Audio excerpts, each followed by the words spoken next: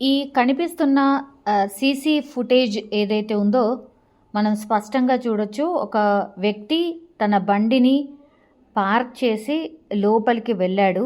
And ఈ క్యాప్తో కనపడుతున్న వ్యక్తి బండి పార్క్ చేసి వెళ్ళగానే అటు ఇటు తిరుగుతున్నాడు అండ్ గమనిస్తున్నాడు. అంటే ఆ బండిని ఎవరైనా అబ్జర్వ్ చేస్తున్నారా లేరా ఏంటి, ఆ బండి ఓనర్ ఏమైనా వస్తాడా మరి ఏంటి అన్నట్టుగా గమనిస్తూ ఉన్నాడు.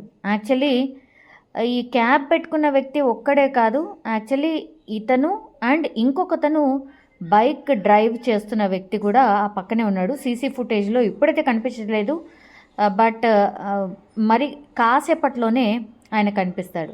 వీళ్ళిద్దరూ అట్లా తిరగడానికి రీజన్ ఏంటి అని అంటే, యాక్చువల్లీ ఆ స్కూటీ డిక్కీలో ₹1,00,000 పెట్టుకొని ఆ బండి ఓనర్ పార్క్ చేసి ఇంకో పని మీద ఒక షాప్ లోపలికి వెళ్ళాడు.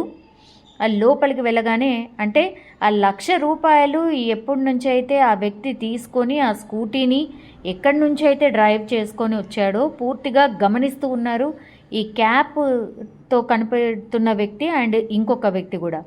సో పూర్తిగా ఆయనను ఫాలో అవుతూ పూర్తిగా వెనకాల ఇప్పుడు కనిపిస్తున్న వ్యక్తి ఎవరైతే ఉన్నారో ఆ బైక్ మీద ఇంకో వ్యక్తి అండ్ ఈ క్యాప్, ఈ ఇద్దరు వ్యక్తులు ఒకే బైక్ మీద వచ్చారు. ఈ బండి ఓనర్ ఎప్పుడైతే పార్క్ చేసి లోపలికి వెళ్ళాడో ఇంకా ఆ స్కూటీలో ఉన్నటువంటి ₹1,00,000 కొట్టేయాలి అనేటువంటిది ఫిక్స్ అయిపోయారు. ఇది ఎక్కడ అంటే కొరుట్లో పట్టణంలో SBI బ్యాంక్ నుంచి ఈ బైక్ ఓనర్ ఎవరైతే ఉన్నారో స్కూటీ ఓనర్ డబ్బు డ్రాప్ చేసుకొని స్కూటీలో పెట్టుకొని ఇంకో దుకాణం వద్దకు వచ్చాడు. మనం చూడొచ్చు స్పష్టంగా వైట్ షర్ట్ వేసుకున్న వ్యక్తి ఆయన ఫోన్ మాట్లాడుతూ ఉన్నాడు.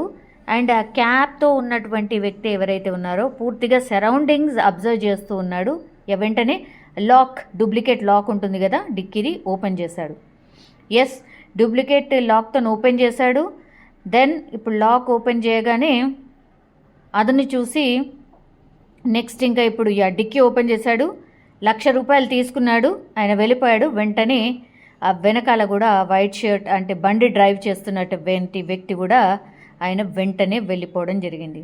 సో పూర్తిగా పరిసరాలను అబ్జర్వ్ చేయడం అండ్ ఎలా కొట్టేయాలో ఏంటి అనేది పక్కా ప్లాన్ ప్రకారం SBI నుంచి ఎప్పుడైతే బ్యాంక్ నుంచి డబ్బు డ్రా చేశాడో అది అబ్జర్వ్ చేస్తూ ఆయనను ఫాలో అవుతూ ఇక్కడి వరకు వచ్చారు. అండ్ దెన్ ఆ బండిలో ఉన్న క్యాష్ని కొట్టేసి వెళ్ళిపోయాడు.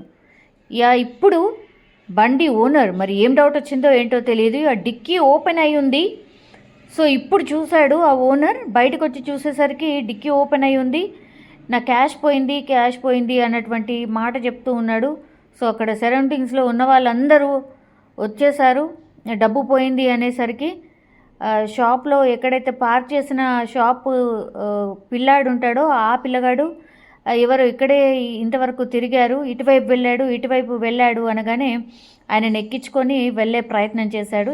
ఇప్పుడు ఆ షాప్లో ఉన్నటువంటి వ్యక్తిని ఎక్కించుకొని వాళ్ళని వెతకడానికని వెళ్ళిపోయాడు. I don't know, but just ఒక 1-2 మినిట్స్ వ్యవధిలోనే ఇదంతా జరిగిపోయింది. సీసీ ఫుటేజ్లో క్లియర్గా మనం చూడొచ్చు.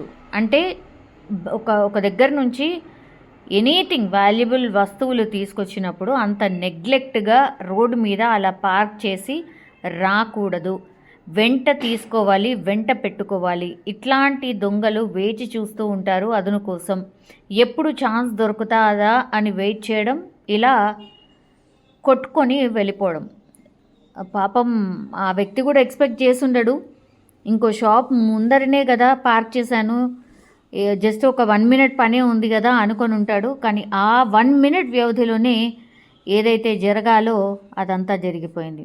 కాబట్టి ఎవరైనా సరే వాల్యుబుల్ వస్తువులు మీ దగ్గర ఉన్నప్పుడు మీతో పాటే ఉంచుకోండి, మీ చేతులను ఉంచుకోండి.